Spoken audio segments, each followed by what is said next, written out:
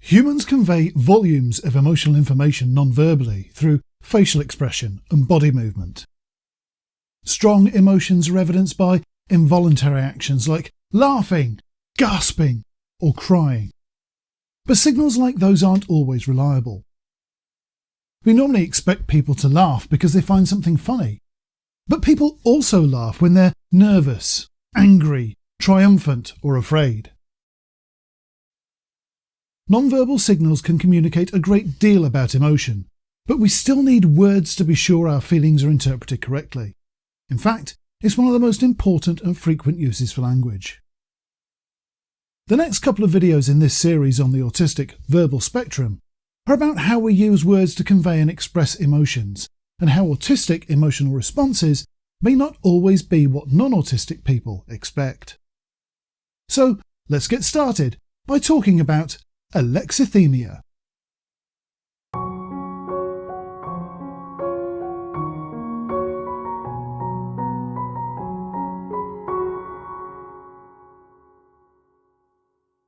The most surprising thing about Alexithymia is how few people have heard of it.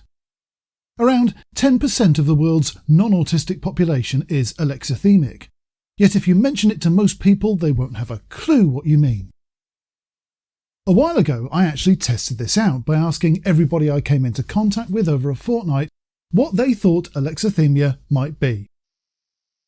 Is it a skin condition, like eczema or impetigo? Sounds to me like it's got something to do with heat. Alexithymia? Alexithymia?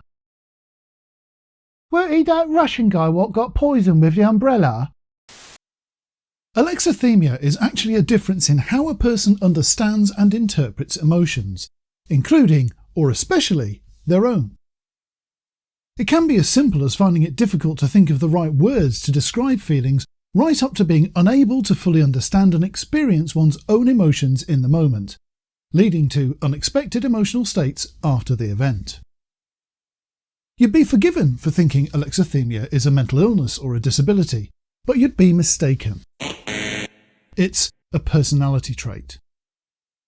It's so common that every one of us likely knows several people who are alexithymic, and many of them may not even realise it themselves. They'll sometimes use unexpected language when talking about emotions, and they may also respond to other people's descriptions or displays of feelings differently too. Whilst it's a trait shared by around 1 in 10 non-autistic people, for us autists it's far more commonplace. Estimates range from half to 2/3 of us having some sort of blockage when it comes to explaining or understanding our own and others' emotional states. Even at the lower estimate, it's an even bet that any autistic person you meet will be alexithymic.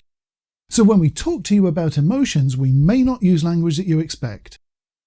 You may even find that our non-verbal signals and the feelings we describe to you seem contradictory. Perhaps the most marked and socially apparent expressions of this is in what many people think of as being inappropriate. If someone's visible or described emotional feedback is at odds with the conventional socially anticipated response, it can be interpreted as rude, insensitive, or even aggressive. The way that others react to that can have a significant influence on how an alexithymic person uses language. To start with, one may choose to be vague about emotional subjects. If someone gets used to other people reacting negatively when they describe how they're feeling, they may choose to express their feelings in less colourful terms than others, steering clear of strong emotional words like love or adore in favour of more subtle terms such as fond or like, for instance. Less powerful language helps reduce the repercussions if the situation should be misjudged. Another common approach is taking time to commit oneself. This isn't easy in a one-to-one situation, but in larger groups, someone who is alexithymic might hang back whilst others describe or display their emotional reactions so that a consensus can be drawn. If the prevailing mood can be judged, then more appropriate language can be used to blend in. It's possible that one may even get away without having to commit, thereby saving any potential awkwardness. Deflection is a common technique. This may take the form of changing the subject away from emotional content onto more pragmatic subjects, or maybe by batting the question back to the other side. Never mind what I'm feeling, how do you feel? Distraction may be used to gain breathing space. Is that somebody we know over there? Oh, look, this fork's dirty. Oh, my foot's suddenly really itchy. Oh my God, have you seen the time? If all these and other tactics fail, then there are just two choices left open. Be totally honest about not knowing, or lie and bluff it out. This is where autistic people with alexithymia can face a particular difficulty. For many autists, lying, even to spare someone else's feelings or to save ourselves from trouble, doesn't come easily. It doesn't feel right, we're not good at it, and we have no confidence in ourselves when we try. Unfortunately, though, the truth can invite as much trouble as comes from being judged as inappropriate. I'm alexithymic myself. I can have great difficulty explaining my feelings when pressed, and sometimes those feelings don't actually hit me or become clear to me until long after the event. Sometimes it's seconds or minutes later, but at times it can be weeks or months after the moment has passed. I have found myself in serious trouble in school, been suspended from work, and even lost friends and relationships because I couldn't describe how I felt when I was directly asked. A typical example might be if I was seen smiling when I was expected to be very serious or even unhappy about something. What are you smiling about? Was I smiling? Sorry, I didn't realise. So, what's so funny then? I don't know. Nothing. So why are you grinning? I honestly don't know. I didn't even realise I was. I'm sorry. Don't know or won't say. This isn't a laughing matter. Are you some kind of sicko or something?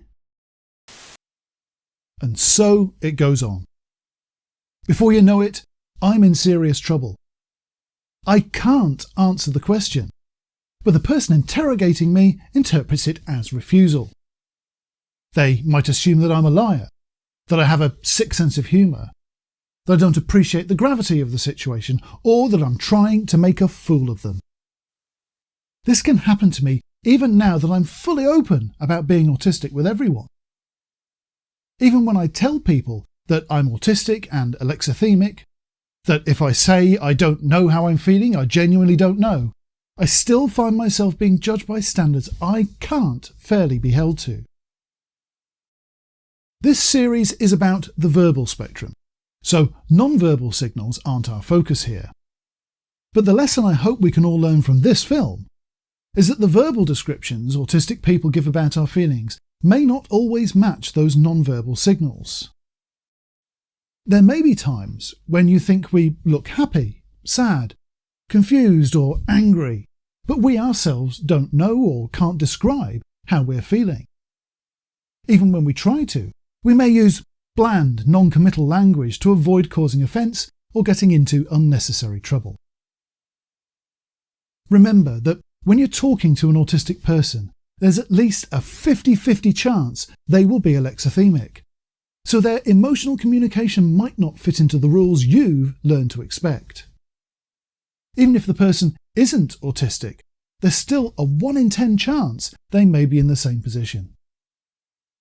Try not to jump to conclusions when people can't express their feelings or say they don't know what emotional state they're in, especially if they're autistic. Try to have a little faith when they tell you their inappropriate expression doesn't reflect their true feelings.